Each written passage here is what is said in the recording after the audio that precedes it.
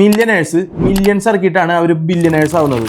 അതുപോലെ തന്നെ ലക്ഷപ്രഭുക്കൾ ലക്ഷങ്ങൾ ഇറക്കിയിട്ടാണ് അവർ കോടീശ്വരന്മാരാകുന്നത്. പക്ഷേ ആയിരങ്ങൾ മാത്രമുള്ളവരാരാണ്? 9 to 5 ചെയ്യുന്ന ജോലിക്കാർ.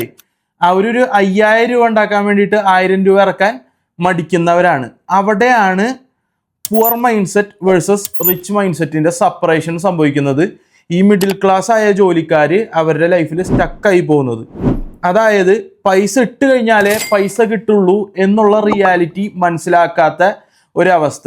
അപ്പോൾ നമ്മളതിന് എന്ത് വേണം? നമ്മൾ പുവറായിരിക്കുമ്പോൾ എന്ത് വേണമെന്ന് വെച്ച് കഴിഞ്ഞാൽ കുറവ് പൈസ ഇട്ടിട്ട് വലിയ റിസ്കുകൾ എടുക്കണം. ഞാൻ എത്രയാണ് തുടങ്ങിയപ്പെട്ടത്?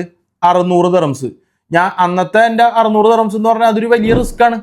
മനസ്സിലായ? കടം വാങ്ങിയ പൈസ ആയിരിക്കും ചിലപ്പോൾ, അത് എൻ്റെ കയ്യിൽ ഇല്ലാത്ത പൈസ ആയിരിക്കും.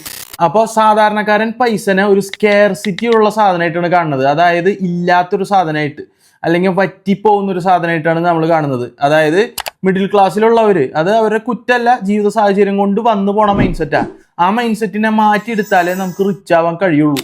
മിഡിൽ ക്ലാസ്സിലുള്ള ആൾക്കാർ ഇത് എന്നിട്ട് വെള്ളമില്ലാത്ത കിണർ പോലെയോ അല്ലെങ്കിൽ വറ്റാൻ പോണ കിണർ പോലെയാണ് ഇതിനെ കാണുന്നത്. കാരണം ആ വെള്ളം വറ്റിപ്പോയി കഴിഞ്ഞ് കഴിഞ്ഞാൽ കഴിഞ്ഞു. അപ്പോൾ സൂക്ഷിച്ച് വെള്ളം ഉപയോഗിക്കണം. പൈസയും കാൽക്കുലേറ്റഡ് ആയിട്ട് തന്നെ ഉപയോഗിക്കണം. പക്ഷെ ഇത് വെള്ളമല്ല, വറ്റിത്തീരൂല. മാർക്കറ്റിൽ ഒരുപാട് പൈസ ഉണ്ട്, ഇൻഫ്ലേറ്റഡ് ആയിട്ട് കിടക്കണ പൈസ ഉണ്ട്. ഇപ്പം ഇന്ത്യയുടെ അവസ്ഥ നോക്കുകയാണെങ്കിൽ ഇപ്പം US മാർക്കറ്റിലാണെങ്കിൽ ഇത്ര ആയിരക്കണക്കിന് ഡോളേഴ്സ് ഉണ്ട്. അതുപോലെ തന്നെ UAEയിലും കോടിക്കണക്കിന് ബില്യൺ ട്രില്യൺ കണക്കിന് ദിർഹംസ് ഒഴുകിക്കൊണ്ടിരിക്കുകയാണ് മാർക്കറ്റിൽ. ഓക്കെ, പൈസ അങ്ങനെ ഒഴുകിക്കൊണ്ടിരിക്കുന്ന സാധനം.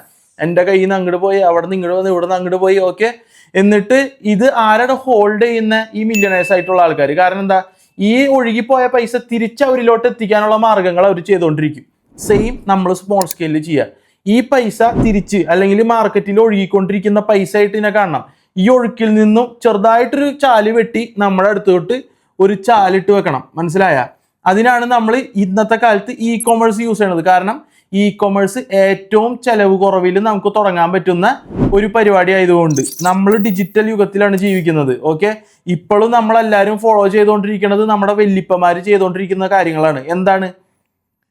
പഠിക്കാൻ പോവുക, ഡിഗ്രി എടുക്കുക, ജോലിക്ക് പോവുക, അല്ലെങ്കിൽ പഠിക്കാൻ പോവുക, ഡിഗ്രി എടുക്കുക, ഗൾഫിക്ക് പോവുക, ജോലി എടുക്കുക. ഇപ്പൊ ചെറിയ വ്യത്യാസമുണ്ട്. പുറത്തേക്ക് പോവുക, ഡിഗ്രി എടുക്കുക, ജോലി എടുക്കുക, മരിക്കുക. മനസ്സിലായില്ലേ? ഇതും പണ്ട് നടന്നിരുന്ന കാര്യങ്ങളാണ്. നമ്മുടെ നാട്ടില് ഈ പറയണ പോലെ നമ്മുടെ വല്യപ്പന്മാര് അല്ലെങ്കിൽ അവരുടെ വാപ്പന്മാര് മുതൽ തുടങ്ങിയ പരിപാടിയാണ് നമ്മളിപ്പോഴും ചെയ്തുകൊണ്ടിരിക്കണേ. അന്നത്തെ കാലത്ത് ഇൻഫോർമേഷൻ എന്ന് പറഞ്ഞു കഴിഞ്ഞാൽ വിരളമായിരുന്നു. ഇൻഫോർമേഷൻ കിട്ടാനുള്ള വഴി എന്ന് പറഞ്ഞു കഴിഞ്ഞാൽ സ്കൂളോ അല്ലെങ്കിൽ യൂണിവേഴ്സിറ്റികളോ ടീച്ചർമാരോ ഗുരുക്കളോ മാത്രം ഉണ്ടായിരുന്നുള്ളൂ. പക്ഷെ ഇന്ന് നമ്മൾ ഡിജിറ്റൽ ഓണ്ടർപ്രണേഴ്സിന്റെ കാലത്താണ് ജീവിക്കുന്നത്. 2 സെക്കൻഡ് കൊണ്ട് എനിക്ക് ലോകത്തിലെ എന്ത് ഇൻഫോർമേഷൻ വേണമെങ്കിലും കിട്ടും. ക്ലാസിഫൈഡ് അല്ലാത്ത എന്ത് ഇൻഫോർമേഷൻ വേണമെങ്കിലും 2 സെക്കൻഡിനുള്ളിൽ കിട്ടുന്ന യുഗത്തിലാണ് നമ്മൾ ജീവിക്കുന്നത്. എന്നിട്ട് നമ്മളിപ്പോഴും ഫോളോ ചെയ്യണത് 100 കൊല്ലം മുന്നത്തെ സിസ്റ്റം മാറണം. ഈ സിസ്റ്റം മാറാത്തതിന് ഒരൊറ്റ കാര്യമുള്ളൂ, മൈൻഡ് സെറ്റ്. നമ്മളിപ്പോഴും ഈ പഠിപ്പിച്ച് തന്ന ആ മൈൻഡ് സെറ്റിൽ തന്നെയാണ് കണ്ടിന്യൂ ചെയ്തുകൊണ്ടിരിക്കുന്നത്. നമ്മളുടെ സിസ്റ്റം നമ്മളെ വീണ്ടും ആ ഒരു റൗണ്ട് അടിച്ച് പോകാനാണ് പഠിപ്പിച്ചുകൊണ്ടിരിക്കുന്നത്. ഈ സ്കൂളിൽ വെച്ചിട്ട് വലുതാകുമ്പോൾ എന്താവണം? പൈലറ്റ് ആവണം, എന്താവണം? ഡോക്ടർ ആവണം, എന്താവണം? എഞ്ചിനീയർ ആവണം. ചില കുട്ടികൾ പാഷന്റെ പുറത്ത് ഡ്രൈവർ ആവണം എന്ന് പറയും. അവരാണ് മിടുക്കന്മാർ. മനസ്സിലായ? ബസ് ഡ്രൈവർ ആവണം. കാരണം അവന്റെ പാഷനാണ് ചിന്തിക്കുന്നത്. കൊച്ചു മൈൻഡിലത്തെ പാഷൻ.